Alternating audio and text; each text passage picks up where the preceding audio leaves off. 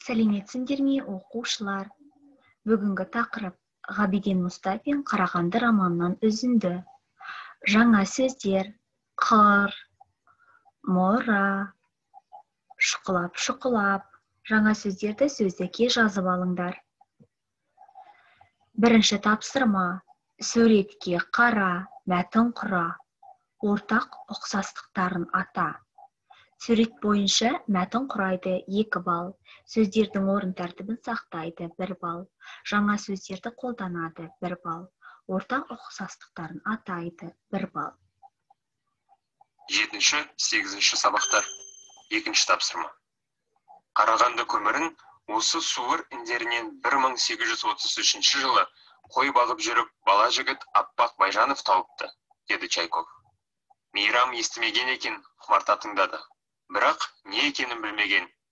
Ауылға келіп ақсақалдардың сарабына салғанда, олар да табалмай дал болыпты. Неге дал болады? Көмір деген қазақтың ескі тілі. Тіл деген жасалмайды. Осал деме көмірді, бұрқылдатар темірді деген мәтелде бар қазақта. Жас Аппақ білмесе де, қариялар білуі тиіс. Я, солай ау. Білмесе болыс тати Ушаковқа 250 сомға сата ма? Жеткізген екен бағасын, деп Мейрам татиді кекеп қойды. Оны асыңсаңыз, Нілді кенін Байзақов деген бай 86 сомға сатқан. Ушаков қаншаға сапты?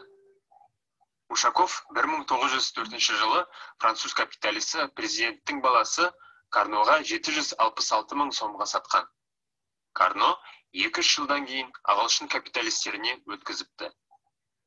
Ғасыр бойы байлар арасында саудаға түсіп келген Қарағанды, Спасск, Нілді жеріне еуропалық бір мемлекет сыйып кетер еді. Бәрінен қалған мұра мынау, деп Чайков қыр басында тұрған жалғыз трубаны көрсетті. Қарағанды хикаясы таусылар емес. Енді барлау жұмысын баяндай бастады. 1920 жылы Александр Александрович Гапеев экспедициясы келіпті бұл далаға. Қарағанды көмірінің молдығын, көксілінетінін бірінші рет сол айтқан екен. Орыс, ағылшын капиталистері мол кенді терең зерттей алмады. Шұқылап қана пайдаланды.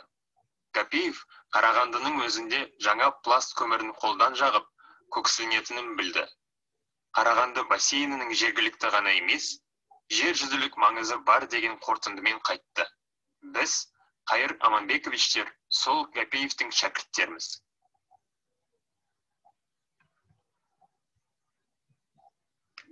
Мәтіндегі ақпараттың дұрыстығын тексер. Ақпарат: Қарағанды көмірін Аппақ Байжанов тапты. Я немесе жоқ. Екінші: жас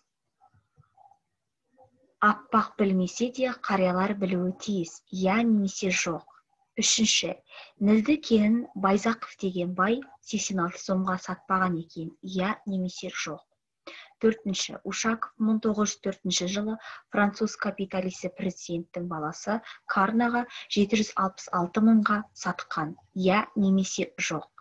Бесінші: Қарағанды көмірінің молдығын Гапеев айтпаған. Я немесе жоқ. Алтыншы: біз, Қайыр Аманбековичтер, сол Гапеевтің шәкірттері емеспіз. Я немесе жоқ.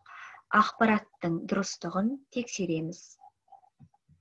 Дескриптор: мәтіндегі ақпараттың дұрыстығын анықтайды 2 балл. 5-ші тапсырма: төмендегі берілген сөздердің антонимін жаз. Кәрі, көп, аз, соңғы рет, таяз. Дескриптор кестесі: берілген сөздердің антонимін табады 1 балл, сөздерді аударады 1 балл, жазу сауаттылығын сақтайды 1 балл. Осымен сабақ аяқталды. Сау болыңдар, оқушылар.